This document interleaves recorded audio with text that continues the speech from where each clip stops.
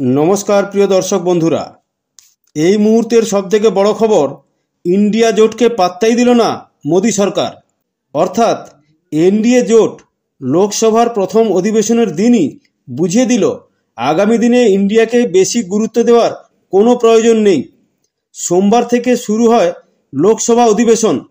নতুন লোকসভায় কে স্পিকার হবেন তা এখনও স্থির হয়নি। আগামী 26শে জুন হবে স্পিকার নির্বাচন।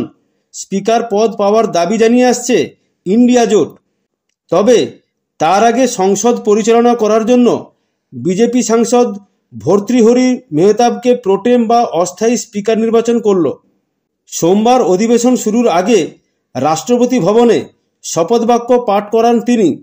ভর্তৃহরিকে প্রোটেম স্পিকার করা নিয়ে ইতিমধ্যেই বিতর্ক তৈরি হয়েছে। অধিবেশনে প্রথম বক্তৃতা করলেন প্রধানমন্ত্রী নরেন্দ্র মোদী। তাকে সংসদে বক্তৃতা দেওয়ার জন্য আহ্বান জানান এই ভর্তৃহরি। তাঁর তত্ত্বাবধানেই নবনির্বাচিত সাংসদরা শপথবাক্য পাঠ করলেন। লোকসভার নবনির্বাচিত সাংসদদের শপথ গ্রহণ পর্ব মিটে গেলেই হবে লোকসভার স্পিকার নির্বাচন। যতক্ষণ না নতুন স্পিকার নির্বাচিত হচ্ছেন ততক্ষণ এই ভর্তৃহরি দায়িত্ব সামলাবেন। তিনি উড়িষ্যা থেকে জিতে আসা সাংসদ। তার নিয়োগ নিয়ে প্রশ্ন তুলেছেন বিরোধীরা। তাঁদের দাবি, নিয়ম ভেঙে 7 বারের সাংসদ ভর্তৃহরিকে প্রোটেম স্পিকার করা হয়েছে। নিয়ম অনুযায়ী সংসদের সবচেয়ে বর্ষিয়ান সাংসদকেই প্রোটেম স্পিকার করা হয়।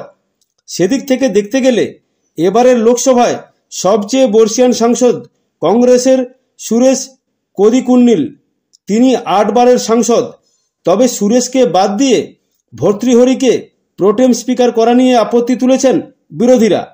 দিল্লিতে 18তম সংসদ অধিবেশনের প্রথম দিন, তাই ঝড় তুললেন এই বিরোধী সাংসদরা, অর্থাৎ ইন্ডিয়া জোটের সাংসদরা।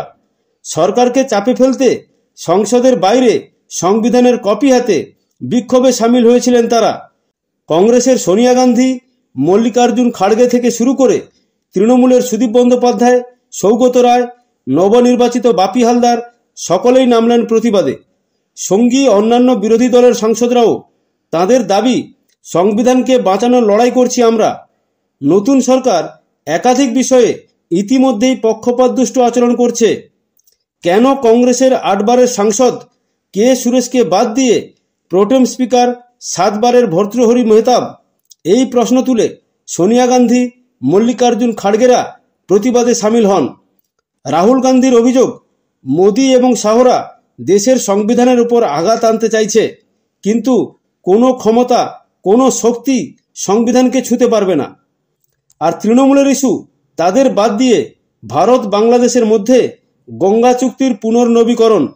লোকসভায় তৃণমূলের দলনেতা তথা প্রোটেম স্পিকারের সহযোগী সুদীপ বন্দ্যোপাধ্যায়ের স্পষ্ট বক্তব্য, ভারত বাংলাদেশের মধ্যে জল চুক্তি হল বাংলার তৃণমূল সরকারকে অন্ধকারে রেখেই। এটা একেবারে একপাক্ষিক ব্যাপার, গণতন্ত্রের পরিপন্থী।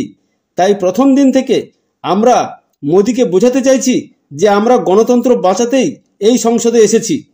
খবরের সঙ্গে থাকবেন, ভালো থাকবেন। ভালো লাগলে চ্যানেলটিকে লাইক, সাবস্ক্রাইব, কমেন্ট করবেন। ধন্যবাদ, নমস্কার।